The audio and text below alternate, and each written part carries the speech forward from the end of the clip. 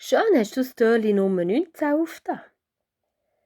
Heute erzähle ich dir das Märchen von der Frau mit dem goldigen Knopf. Ein Märchen aus Island. Einmal hat ein Mann mit seiner alten Frau in einer schlechten Hütte gelebt. Die waren so arm, dass sie kein Ding hatten, das wertvoll war. Ausser ein goldiger Knopf. Der war immer auf der Spindel der Frau. Es war die Gewohnheit des Mannes, jeden Tag zu jagen oder zu fischen, dass sie so das Nötigste verdient und zu essen hatten. Nicht weit von der Hütte war ein grosser Hügel. Und die Leute haben geglaubt, dass in diesem Hügel innen ein Elf wohnt. Dem hat man Kidhaus gesagt. Und von dem musste man sich gute Acht nehmen. Einmal ist der Mann wie gewöhnlich auf die Jagd gegangen und die Frau war daheim wie immer. Weil es an diesem Tag ein so schönes Wetter war, hat sie sich mit ihrer Spindel ins Freie rausgesetzt und hat Zeit mit Spinnen verbracht. Da ist es passiert, dass der goldige Knopf von der Spindel ist gefallen und so weit fort ist geruggelt, dass die Frau ihn aus den Augen verloren hat.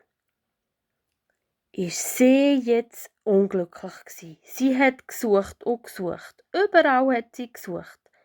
Aber sie hat den Knopf nie mehr gefunden. Als der Mann heimkam, hat sie ihm vom Unglück erzählt. Er hat gesagt, dass sicher der Kindhaus den Knopf hat genommen. Da sehe ich mir ja ganz ähnlich. Der Mann macht sich wieder auf und will gehen und sagt zu seiner Frau, dass er jetzt zum Kindhaus geht und den Knopf zurückverlange. Oder dass er etwas anderes dafür will.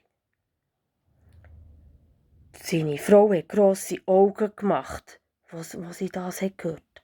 Der Mann aber ist gegangen, gradwegs zum Hügel vom Kindhaus. Er hat angeklopft, so stark wie er nur konnte. Endlich sagt Kindhaus: «Wer klopft an mein Haus?» Der Alte hat geantwortet: «Ein alter Mann ist es. Er hat keinen Topf. Meine Frau möchte etwas für einen Knopf.» Kindhaus hat gefragt: «Für einen Knopf? Was willst du da dafür?» Der Mann hat nur eine Kuh gebeten. Eine Kuh nämlich, die 10 Liter Milch gebe. Der Kindhaus hat diesen Wunsch gerne erfüllt. Als am Morgen und am Abend gemolken hatten, war der Kübel voll. Und jetzt hat die Frau Lust auf einen Brei.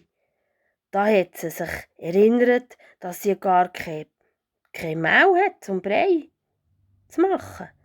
Sie geht zu ihrem Mann und hat gesagt: «Du, jetzt gehst du noch mal zum Kindhaus und sagst ihm, er müsse noch Mehl haben.» Der Mann ist jetzt noch mal gegangen zum Kindhaus und hat noch mal ganz fest angeklopft. Mit einem Stöckli an den Hügel. Da hat der Kindhaus wieder gesagt: «Wer klopft an mein Haus?» Der Alte hat wieder geantwortet: «Der alte Mann ist es, ich habe keinen Topf. Mein Weib möchte etwas haben für einen Knopf.» Der Kindhaus fragt ihn: «Ja, was will denn deine Frau wieder?» «Ja, sie will jetzt noch ein bisschen Mehl in diesen Topf.» «Aha, dass sie Brei kochen kann. Kidus hat dem Mann eine Tonne voll Mehl gegeben. Jetzt hat er sie heimgebracht und seine Frau konnte Brei kochen. Und als der Brei gekocht war, da hat er sich dazu gesetzt und alle haben davon gegessen. Und als sie so satt gegessen waren, da ist noch ganz viel übrig in der Schüssel geblieben. Da haben sie darüber nachgedacht, was sie jetzt mit dem übrig gebliebenen Brei anfangen sollen. Da kommt ihnen eine super Idee. Sie könnte nämlich den Rest vom Brei der heiligen Jungfrau Maria bringen. Aber sie haben bald eingesehen, dass das nicht so einfach ist, weil die sitzt ja sicher im Himmel ab und sie haben keine Leiter dazu. So haben sie sich beschlossen, der Kidus nochmal um eine Leiter zu bitten, die so weit raufgeht, dass sie in den Himmel lenkt. Der alte Mann ist noch einmal gegangen, hat wieder geklopft und hat dem Kidus wieder gesagt, wir sollten jetzt noch eine Leiter haben, eine, die lang genug ist für den Himmel rauf. Du weisst, wir wollen den Brei an der heiligen Maria bringen. Jetzt war der Kidus aber wirklich aufgebracht und hat ganz wütend gesagt, ist denn der Knopf noch nicht gezahlt? Der Mann aber hat ihn so durchdringend gebeten und hat gesagt, weisst, der heiligen Maria wollen wir sie ja bringen. Jetzt hilf uns doch. Ja, da hat er halt wieder eingehängt und Kidus hat eine Leiter gegeben, die bis in den Himmel raufgelenkt. Der Mann und die Frau waren so glücklich. Sie sind beide zusammen ein gutes Stück auf dieser Leiter rauf und die Schüssel in ihrer Hand gehabt und plötzlich ist es ihnen schwindelig geworden. Was denkst du, was ist jetzt passiert? Jetzt geht die Schüssel die Leitern runter, vertätscht, der Brei verteilt auf der ganzen Welt, einmal im Norden.